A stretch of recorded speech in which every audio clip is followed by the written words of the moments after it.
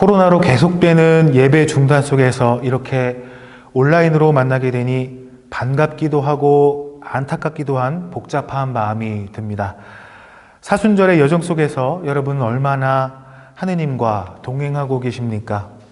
교회에 나오지 못해서 아무래도 신앙생활을 조금은 게을리하고 있지 않나 이런 걱정이 들기도 합니다. 코로나로 힘든 시기를 겪고 있기 때문에 교회에 나오지 못하는 시간이 이렇게 길어질수록 아무래도 우리의 신앙도 나태해질 수밖에 없습니다. 하지만 우리는 그리스도인이기 때문에 우리의 삶이 하느님과 떨어져서는 말이 되지 않습니다. 그렇기 때문에 우리는 언제나 하느님과 동행해야 합니다. 그렇기 위해서는 말씀과 기도를 게을리하지 말아야 합니다.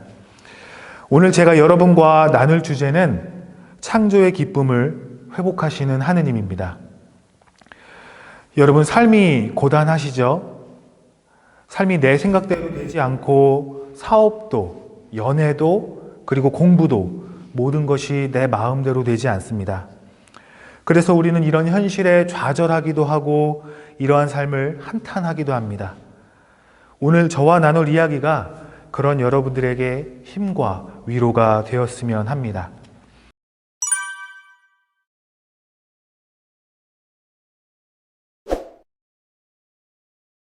나는 어떤 존재일까요? 신앙생활을 하는 사람들에게 단골처럼 등장하는 질문입니다. 프랑스의 철학자 데카르트도 그리고 많은 철학자들도 했던 이 질문은 많은 청소년들이 하는 그러한 철학적 질문이기도 합니다. 나는 누구인가? 나는 어디로부터 왔는가? 그리고 나는 어디로 가는가? 나는 누구인가? 나는 어디로부터 왔는가? 그리고 나는 어디로 가는가? 저도 중고등학교 시절 그 질풍노도의 시절을 겪으면서 이런 질문을 스스로에게 던졌던 적이 있습니다. 그리고는 헤어나오지 못해서 학교에서라도 헤어나오기 위해서 학교 담장을 넘었던 그런 기억이 납니다. 말씀을 한번 읽어보도록 하겠습니다. 창세기 말씀입니다.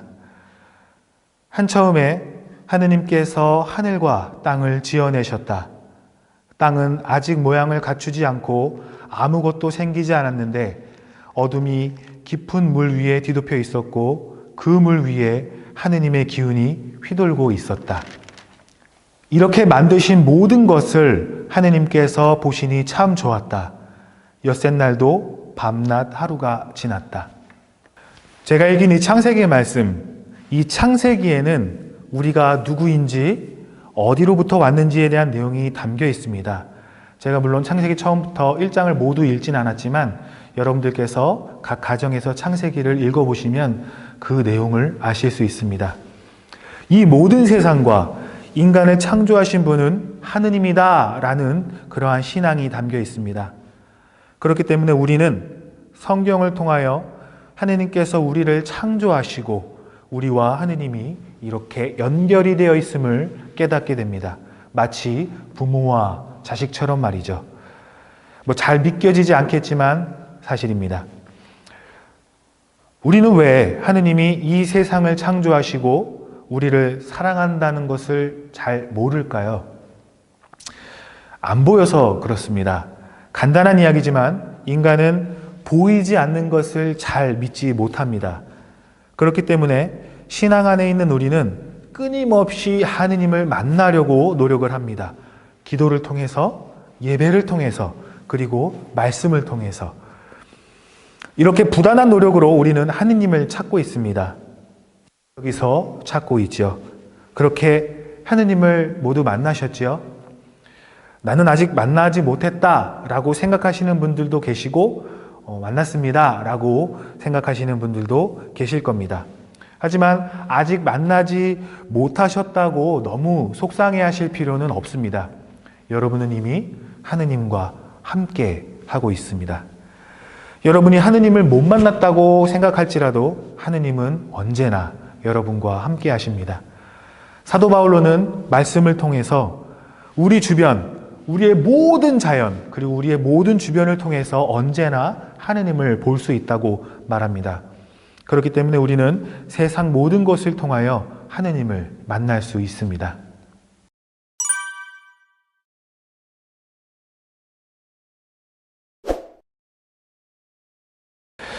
우리는 어떤 존재일까요?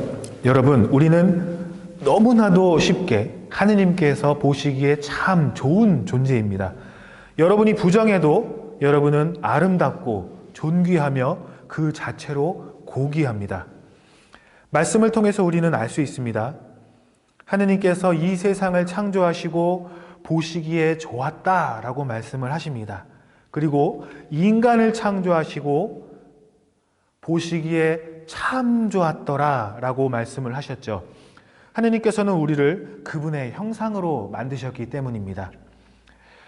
여러분, 하느님의 형상은 이렇게 눈, 코, 입 이렇게 생긴 얼굴을 보고 이런 저의 몽타주를 보고 하느님의 형상이다라고 말하는 것이 아니라 우리를 닮은 인간을 만들자라고 말씀하신 성부, 성자, 성령의 연합의 관계의 바로 형상입니다. 이것은 우리 인간이 하느님과의 관계뿐만 아니라 인간 서로의 관계를 맺는 그러한 존재로 창조되었다는 뜻입니다. 그렇게 우리는 하느님과 아름다운 관계를 맺게 되었습니다. 온전히 우리를 사랑하시는 하느님, 온전히 우리를 바라보시는 하느님, 있는 그대로를 바라보시고 사랑하시는 하느님과 연합된 관계가 바로 우리의 존재입니다. 그리고 그분과의 관계가 바로 우리의 본질입니다. 하지만 안타깝게도 태초에 인간이 죄를 짓게 돼서 그 관계가 깨지게 됩니다. 여기서 우리는 창조와 죄와 그리고 십자가 사건을 잘 이해해야 합니다. 하느님의 사랑으로 온 세상이 창조되었고 우리 인간도 하느님의 사랑으로 연합하게 되었습니다. 그런데 사탄이 인간을 꾀이고 결국 연약한 인간은 그 유혹에 넘어가고 맙니다. 창세기의 말씀에서 사탄이 인간을 꾀이는 장면은 이렇습니다. 인간에게 와서 이렇게 이야기를 하죠. 하느님이 이 동산에 있는 것을 모두 먹어도 된다고 했는데 사실이냐? 그랬더니 다 먹어도 좋지만 선악을 알게 하는 과일은 먹지 말라라고 말씀을 했다. 이렇게 얘기하니까 사탄이 그거 먹어도 된다. 그것을 먹으면 너희의 눈이 밝아져서 선과 악을 알게 되고 그리고 하느님처럼 될 것이다 라고 말을 합니다. 그 말에 인간은 넘어가게 되고 피조물인 존재가 창조주처럼 되려는 그러한 욕망과 교만이 인간을 죽음으로 몰아넣습니다. 그 불순종 사건은 인간이 하느님처럼 되려는 교만이며 죄의 시작입니다. 하지만 자비로우신 하느님은 예수 그리스도의 십자가로 죄의 사슬을 끊어버립니다. 피조물인 존재가 하느님처럼 되려는 것은 이 땅에 있는 존재가 본연의 자리를 상실하게 되는 것입니다. 우리 인간은 이 땅에 살지만 바로 하늘에 계신 하느님처럼 되려는 전능한 인간이 되려는 무궁무진한 인간이 되려는 모든 것을 넘는 인간이 되려는 그러한 것입니다.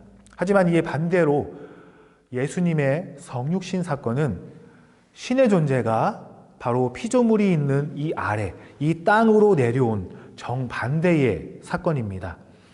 이 성육신 사건을 통해 바로 위로 올라가려는 인간의 욕심과 죄로 끊어진 하느님과의 관계를 하느님께서 직접 회복하신 것입니다. 예수 그리스도를 통한 사랑이 우리에게 큰 은총으로 내려온 것이며 이 은총에 반응하는 것이 바로 예배입니다. 교회는 그리스도의 지체를 이루어 현존하시는 하느님께 반응합니다.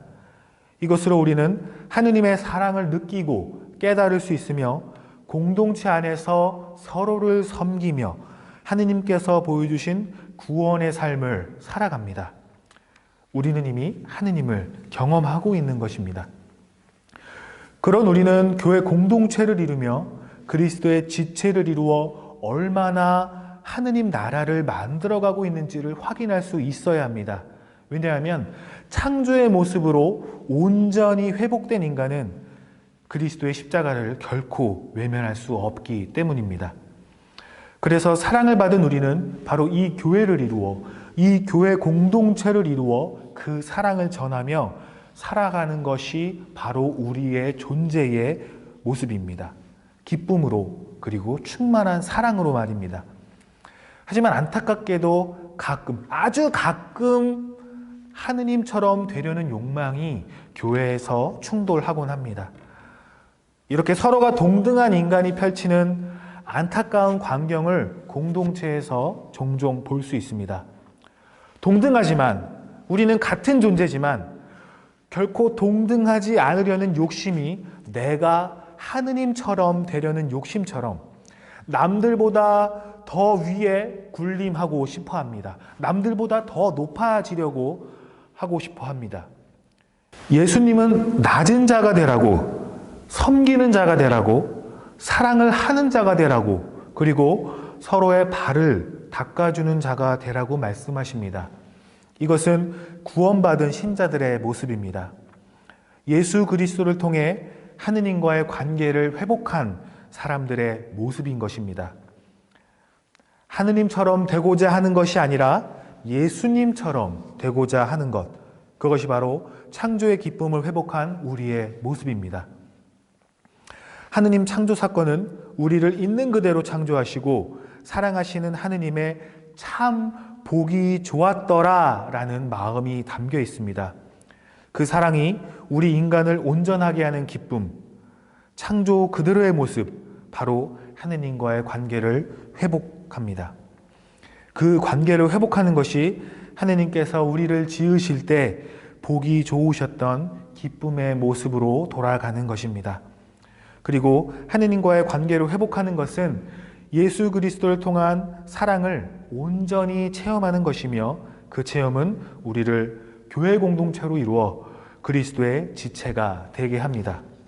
그 지체가 되는 것이 또한 하느님과의 관계를 회복하는 것처럼 우리 서로의 관계 또한 사랑으로 회복되고 맺어지는 것입니다.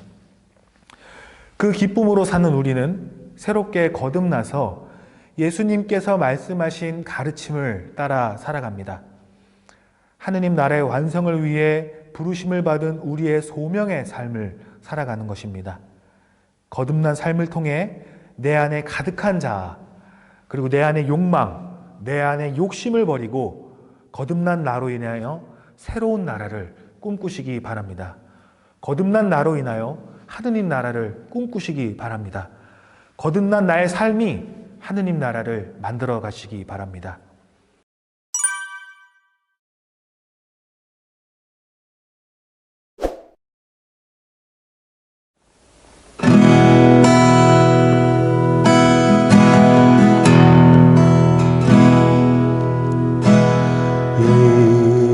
이곳에 생명샘 솟아나 눈물 골짝 지나갈 때에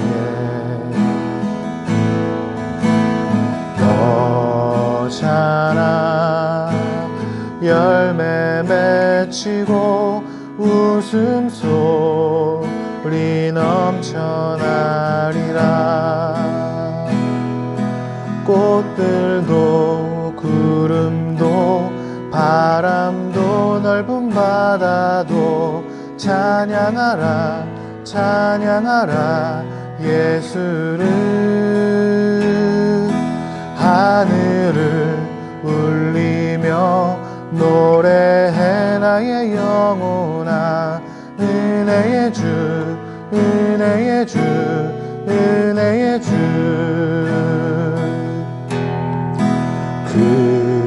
그날에 하늘이 열리고 모든 이가 보게 되리라.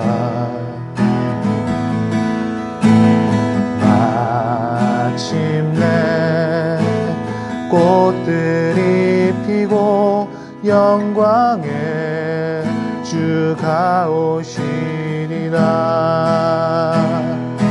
꽃들도 구름도 바람도 넓은 바다도 찬양하라 찬양하라 예수를.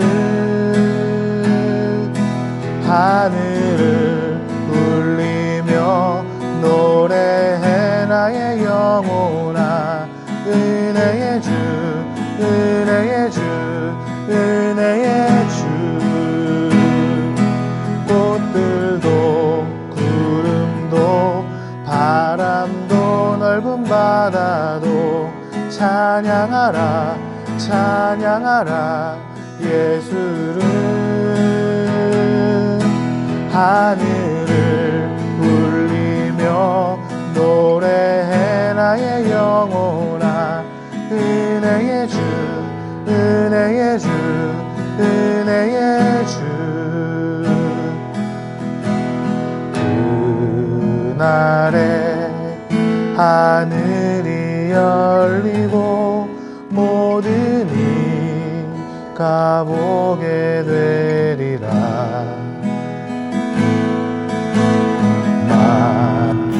마침내 꽃들이 피고 영광의 주가 오시리라.